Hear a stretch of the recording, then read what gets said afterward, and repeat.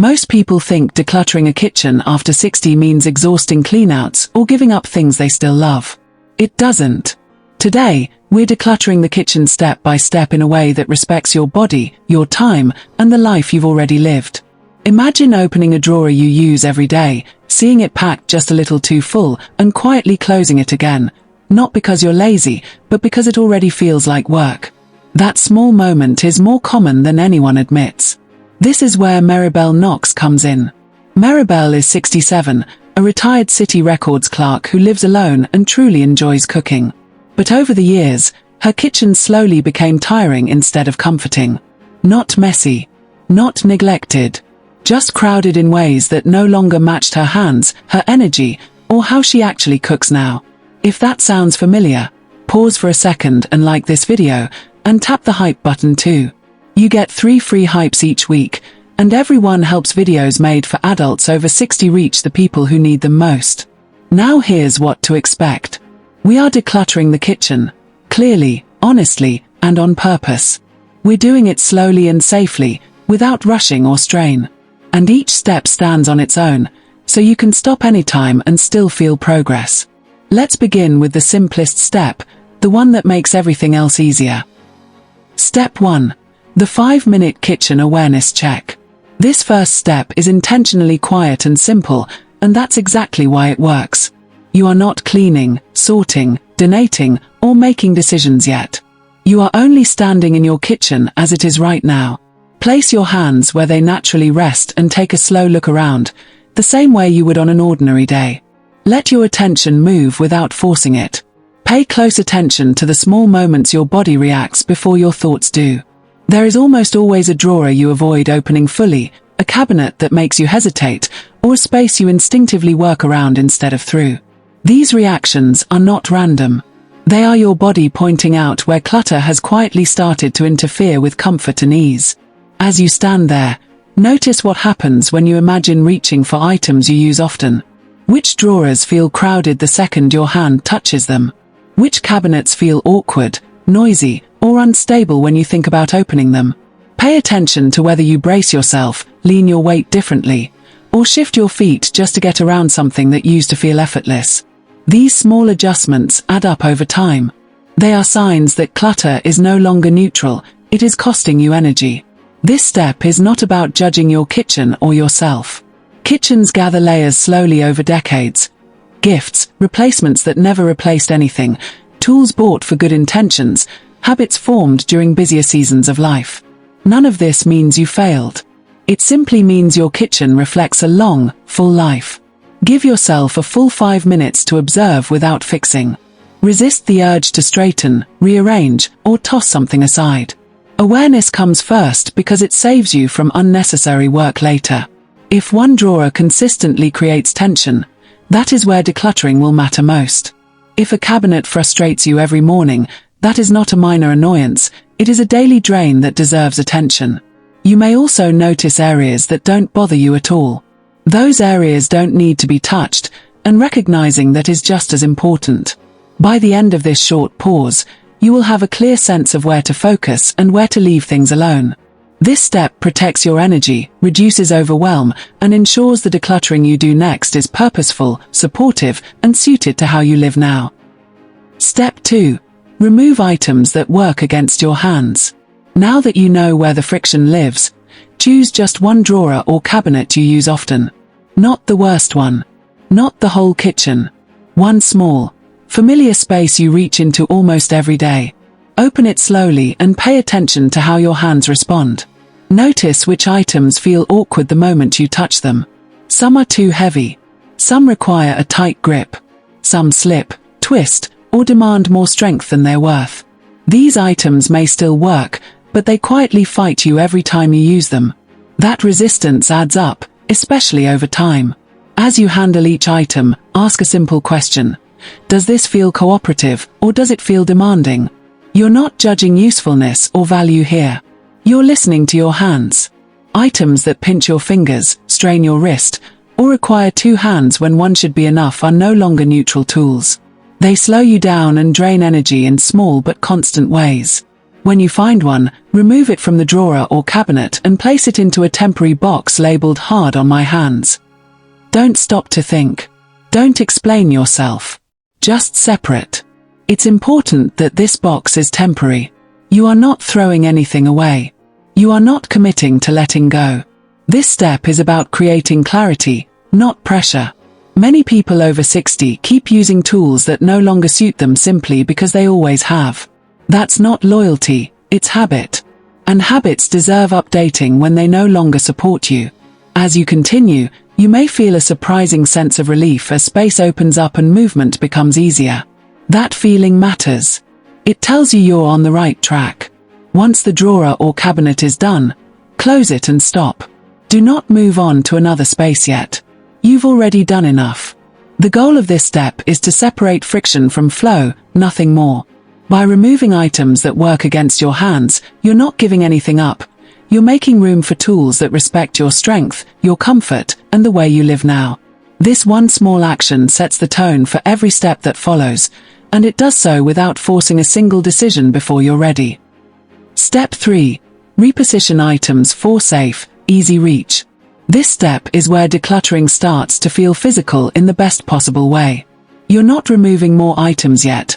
You're changing where they live so your body doesn't have to work as hard. Look at the drawer or cabinet you just worked on and ask one practical question. How often do I truly use these items?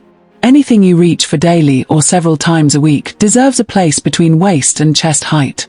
This is your natural comfort zone. When items live here, you don't have to bend deeply, stretch upward, or brace yourself just to get through a simple task.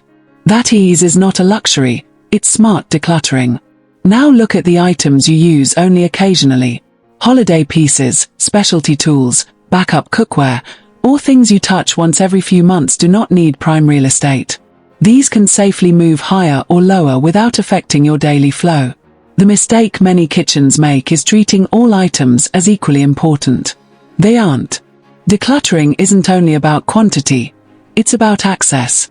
When frequently used items are buried behind or beneath rarely used ones, your kitchen becomes harder to navigate even if it looks organized. As you reposition items, move slowly and deliberately.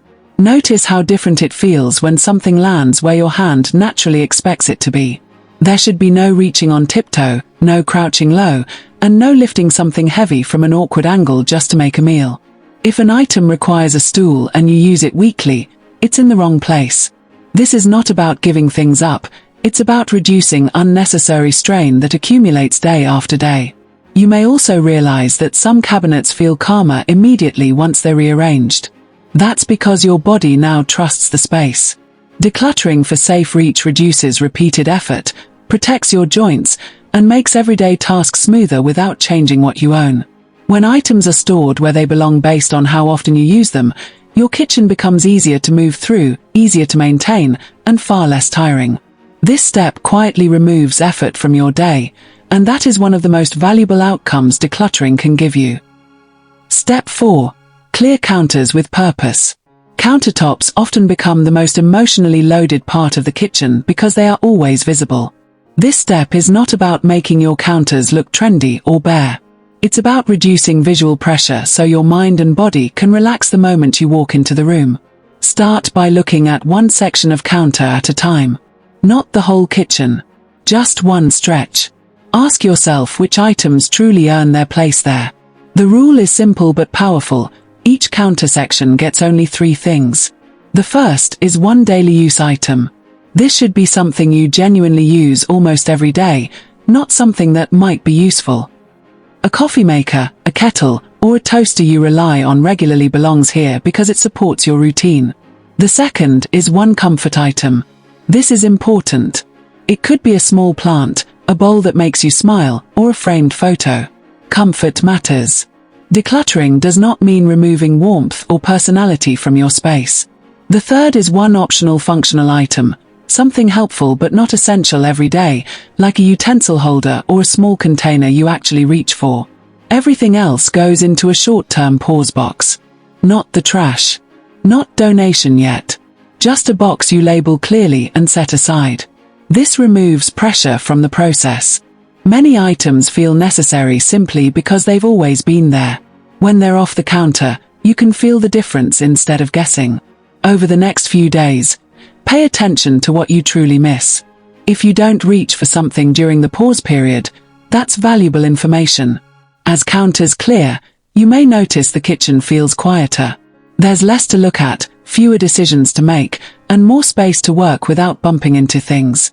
This openness is calming, especially during busy mornings or low-energy days. The goal is not an empty or sterile kitchen. The goal is a surface that supports you instead of competing for your attention.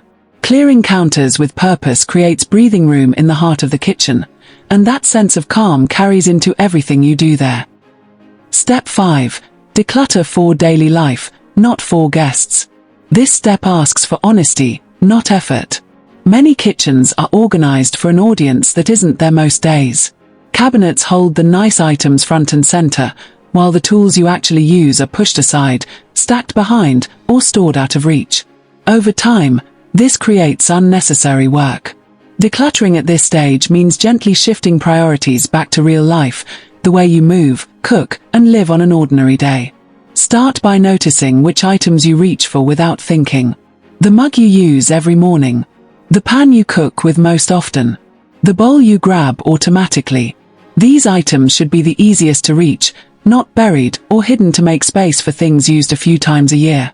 Move daily use items forward, lower, and closer.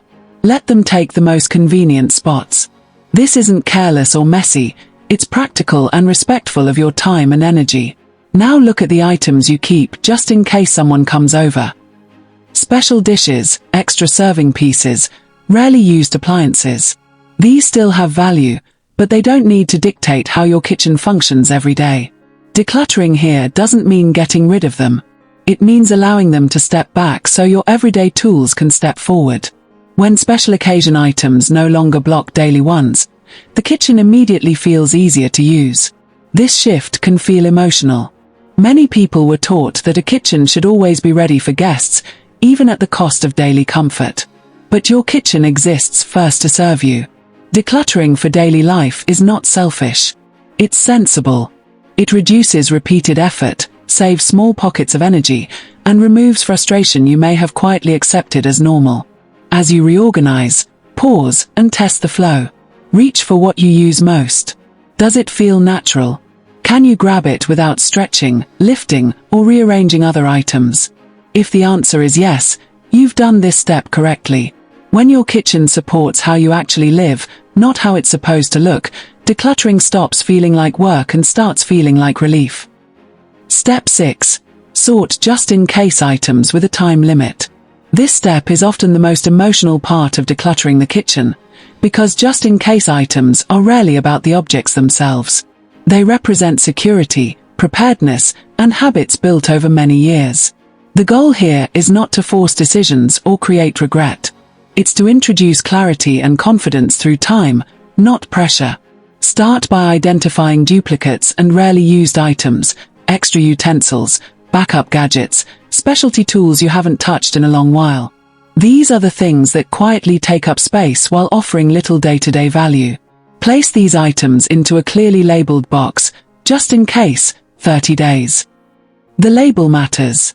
It reassures your mind that nothing is final yet. You are not giving anything away today.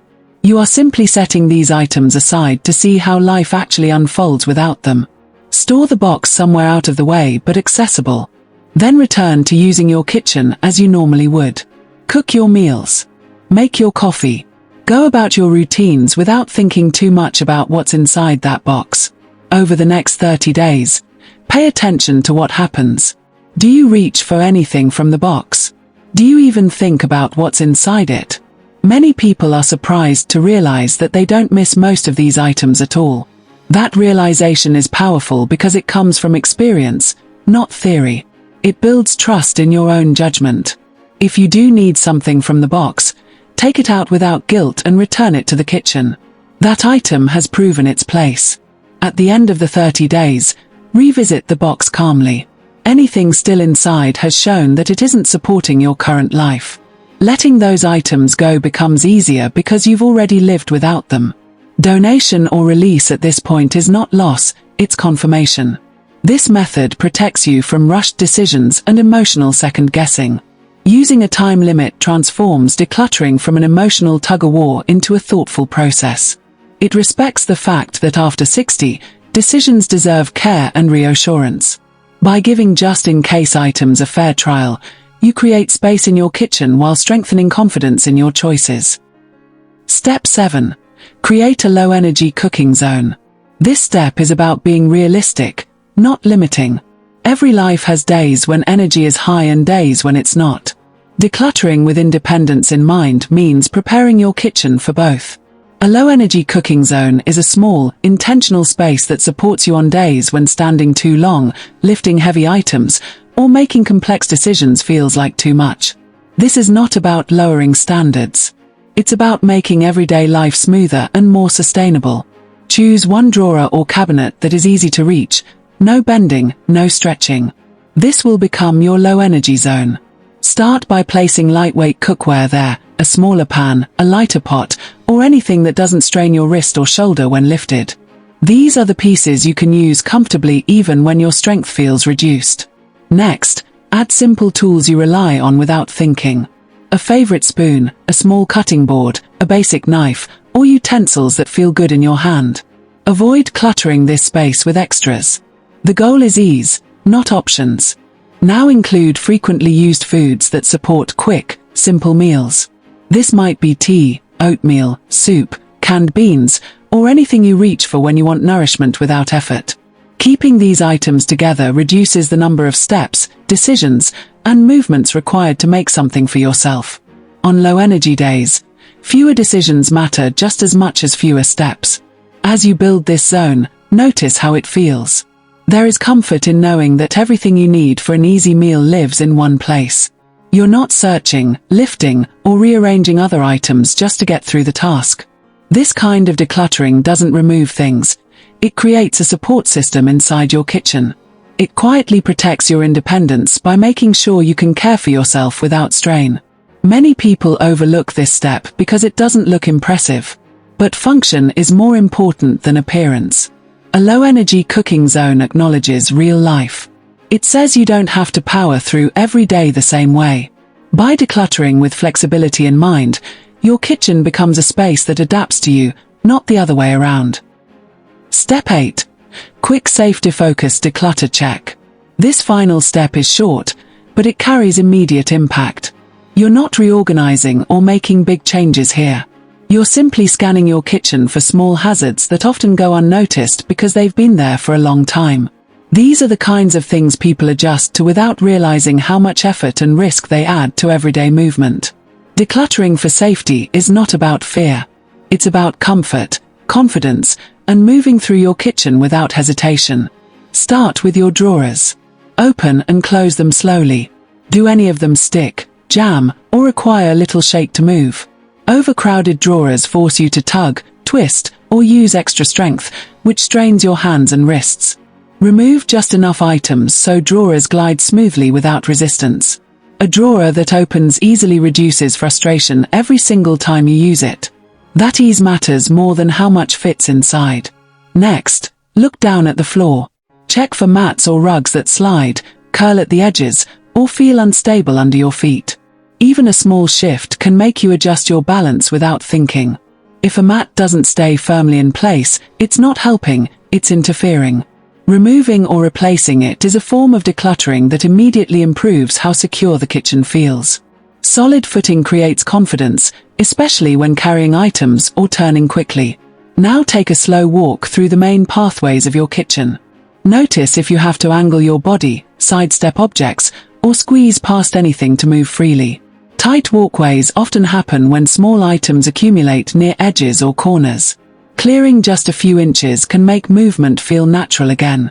You shouldn't have to think about where your feet go in your own kitchen. This check only takes a few minutes, but the effect is immediate. The kitchen feels easier to move through, quieter, and more predictable. Decluttering for safety doesn't change how your kitchen looks to others, but it changes how it feels to you. That feeling of ease is the reward for all the thoughtful steps you've taken so far, And it's one of the most valuable outcomes of decluttering at this stage of life. We return to Maribel in her kitchen, and the difference shows up in subtle, meaningful ways. Nothing looks overly styled. Nothing feels stripped of personality. The warmth is still there, but the resistance is gone. She opens a drawer and it glides instead of catching. She reaches for what she needs without shifting her body or rearranging other items first. The counters feel calm rather than crowded, and the room no longer asks her to manage it before she can use it.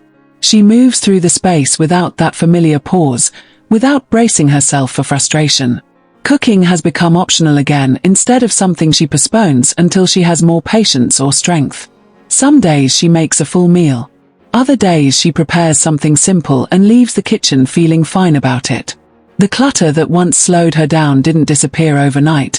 It was removed thoughtfully, with intention, until the kitchen began to give her ease instead of taking energy. That's the real transformation decluttering the kitchen after 60 offers. It's not about achieving a certain look or living with less for the sake of it. It's about removing what no longer serves you so your space reflects how you live today, not how you lived years ago. When your most used items are easy to reach, when tools work with your hands instead of against them, and when walkways feel open and predictable, daily tasks stop feeling heavier than they should. The kitchen becomes quieter. Not silent, but less demanding.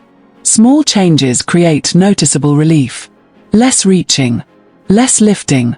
Fewer decisions. More comfort. Decluttering becomes an act of care for yourself, not a chore or a test of discipline. Before you go, here's how you can hype this video and support this channel. Step 1.